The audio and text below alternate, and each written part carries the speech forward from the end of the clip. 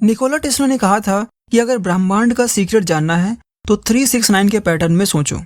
इस स्टेटमेंट का कोई साइंटिफिक प्रूफ नहीं है, यह सही या गलत कुछ भी हो सकता है, पर दुनिया भर के वैज्ञानिकों ने अपने प्रयोगों से यह सिद्ध कर दिया है कि 369 की जगह 137 में ब्रह्मांड के सारे सीक्रेट छुपे हुए हैं।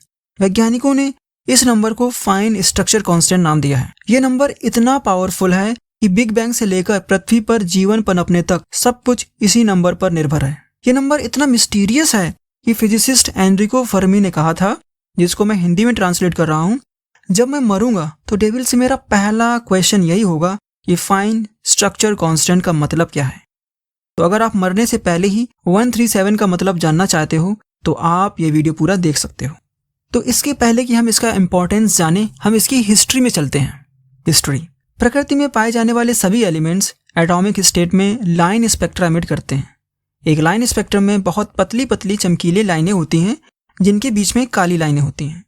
बोर ने 1913 में इस स्पेक्ट्रम को एक्सप्लेन करने के लिए अपना एटॉमिक मॉडल दिया था, जिसके अकॉर्डिंग किसी भी एटम में एक पॉजिटिव न्यूक्लियस होता है जिसके चारों ओर इलेक्ट्रॉन्स कुछ स्पेशल सर्कुलर ऑर्बिट्स में चक्कर लगाते रहते हैं।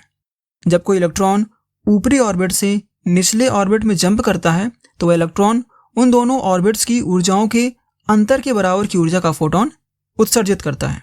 यही फोटोन हमें उस एलिमेंट के लाइन स्पेक्ट्रम में चमकीली रेखाओं के रूप में दिखाई देता है।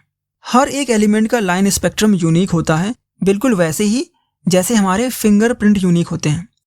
जैसे दो लोगों का फिंगरप्रिंट सेम नहीं हो सकता, बिल्कुल वैसे ही किन्हीं भी दो एलिमेंट्स का लाइन स्पेक्ट्रम भी सेम नहीं हो सकता है। 1887 में ही माइकलसन और मोरले ने जब हाइड्रोजन स्पेक्ट्रम की लाइनों को जूम किया था तो पाया कि हर एक लाइन भी कई महीन लाइनों से मिलकर बनी थी। इन महीन लाइनों को ही फाइन स्ट्रक्चर कहा गया। इन लाइनों का मतलब था कि प्रत्येक बोर ऑर्बिट कई सूक्ष्म लाइनों से मिलकर बनी है, पर अफसोस बोर मॉडल इन लाइनों को एक्सप्लेन नहीं कर सका। इन फाइन लाइंस को एक्सप्लेन करने के लिए एक और साइंटिस्ट की एंट्री होती है जिनका नाम था अर्नोल्ड सोमरफेल्ड।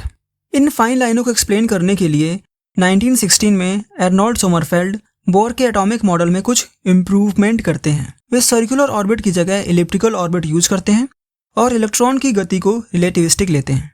इतना करने पर वे पाते हैं कि एक बोर ऑर्बिट कई इलेक्ट्रिकल ऑर्बिट से मिलकर के बनी है, जो इन फाइन स्ट्रक्चर लाइंस को एक्सप्लेन करती है।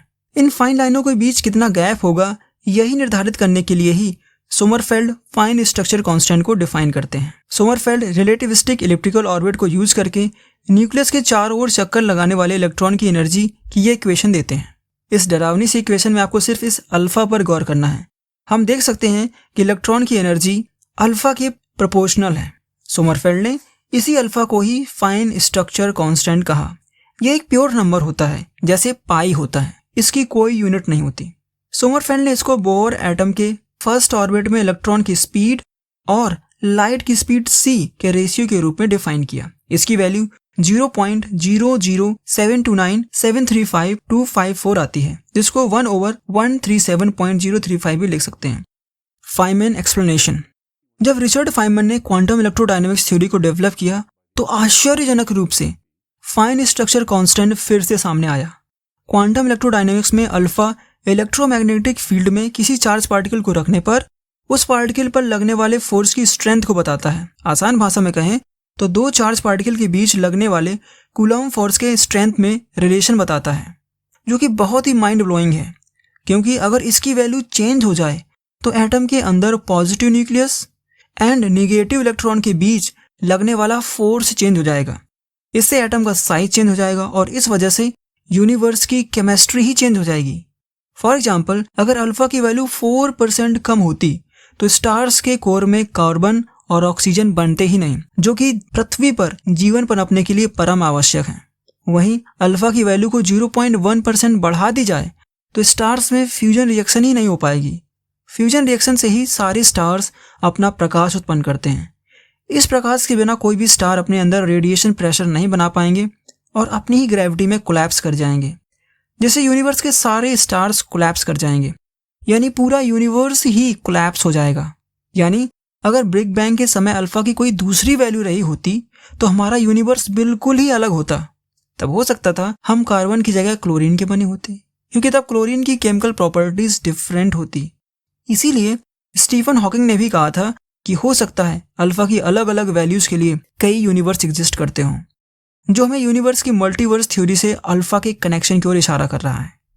इस प्रकार हम देख सकते हैं कि कैसे निकोला टेस्ला के 369 की जगह 137 पूरे यूनिवर्स का रहस्य छुपाए हैं। सूरज के चमकने से लेकर पृथ्वी पर जीवन पनपने तक सब कुछ इसी नंबर पर निर्भर है। किसी को नहीं पता कि ये नंबर क्यों है। आपने मुझे इतना समय दिया, thank you very much, and please share this video on your WhatsApp status. Bye bye.